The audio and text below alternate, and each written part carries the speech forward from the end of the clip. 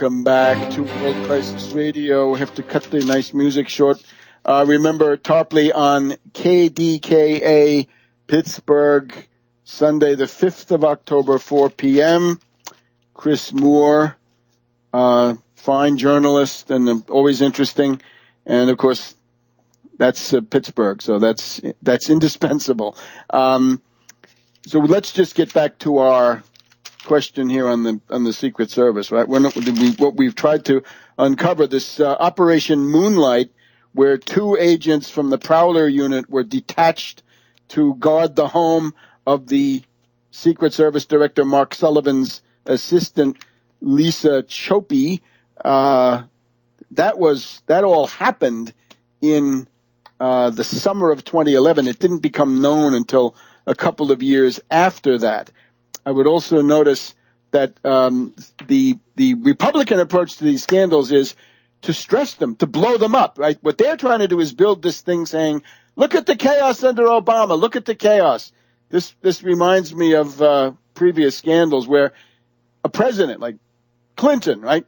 Vince Foster, his friend, is killed, and the right-wing reactionaries turn around and say, oh, Clinton killed one of his guys because he was going to talk. Well, in this case, the rogue network, secret government, deep state, sends these operatives or dupes, usually patsies, psychos, to make points vis-a-vis Obama, and then their parliamentary wing of the same faction, because that's what it is, the Republicans, they turn around and say, oh, look at this chaos.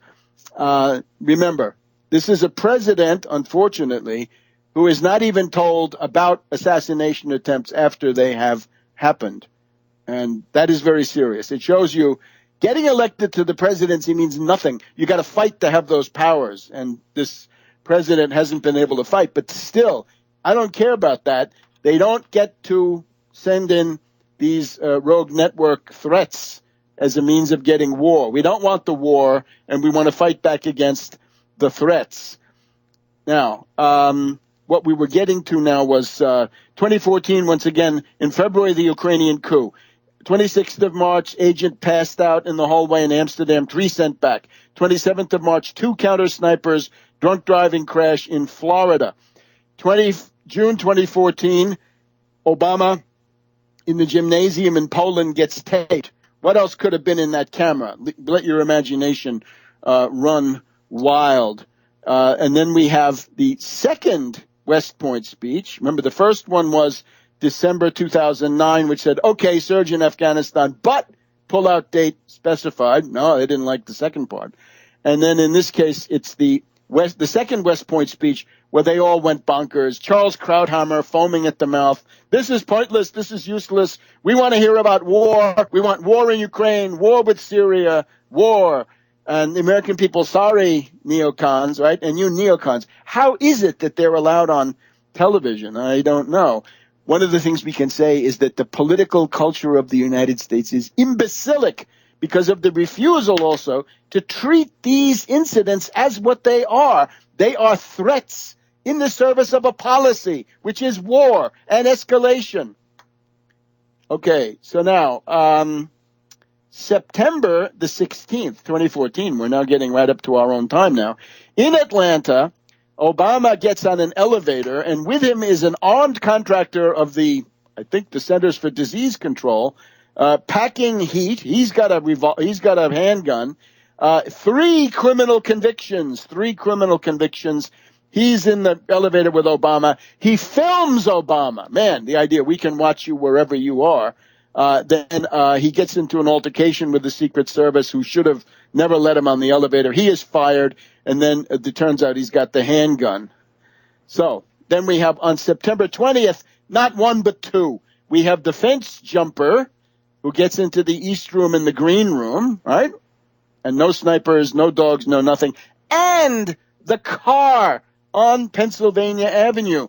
And since the carrying capacity of the car in terms of explosives is greater, the car is a greater threat, not lesser. And today we get another one, September 27th, at the D.C. Convention Center, just a short time ago, an imposter claiming to be Congressman Donald Payne, Democrat of New Jersey, gets into a reserved, security cordoned backstage area at the Washington, D.C.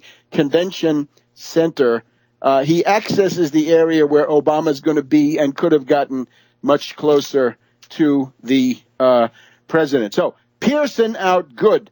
But, for example, go back and find the supervisor, November 11th, 2011, 11/11/11. This is Freemasonic, people. This is what I've been telling you about World War I. If you've been listening to what I've been saying about World War I, Bonnie Faulkner, Guns and Butter is posted this past week. Go and listen to it. Freemasonic networks, okay? 11/11/11, Freemasonic, posted by the Washington Post at 11/11, Freemasonic. 7 shots into the southern facade of the White House, and the supervisor gets on the phone and says, no shots were fired. Fire that guy. Out on your ear, right? Canned. Fired. And similar others, right? And there were some people on MSNBC posturing about this, and that's fine, right? Let them, but make it specific. I think right now you'd have to fire, as I said before, about 5 layers of bureaucratic people. You'd probably have to bring in another agency. Maybe you want to bring in the ATF. There's an ATF guy who's been all over it, the question on television. Maybe that's a mistake, though. Maybe you want to bring in the DIA. Maybe you want to bring in the Customs. You want to bring in another agency, which is not the same thing, or maybe 2 more, right? You want to bring in a military one and a civilian one and have a 3-way security team so that all 3 can protect the president and each agency can watch what the guys from the other agency do. In other words, you would have to have somebody who has understood my theory of 9/11, someone who has read and mastered 9/11 Synthetic Terror Made in USA, somebody who has understood my analysis of the Mutalab incident of Christmas Day back in 2009.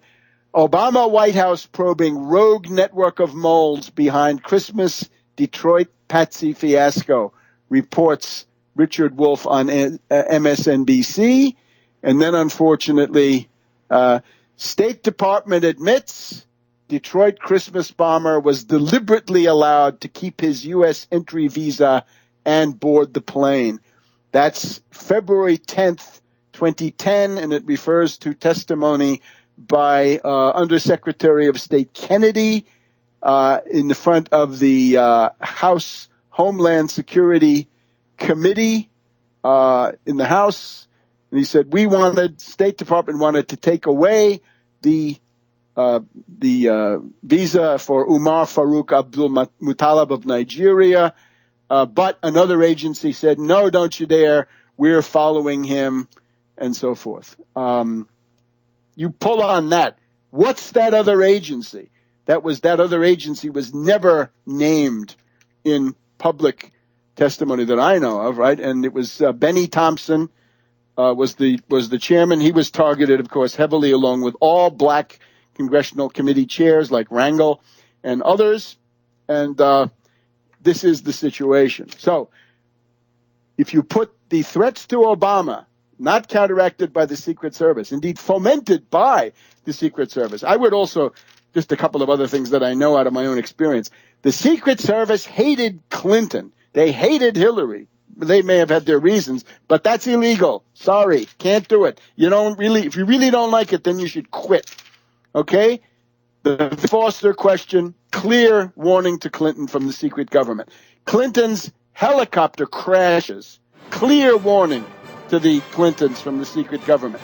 And as I recall, in the days right after the Clinton inauguration, there were wild reports of sexual orgies circulated by the Secret Service. So that place has got to be purged, broken into 1,000 pieces, as Kennedy said about the CIA. So bring in, a consortium of 2 or 3 other agents. The watchword, arrest McCain for ISIS. Arrest McCain for ISIS, and we'll see you next week on World Crisis Radio.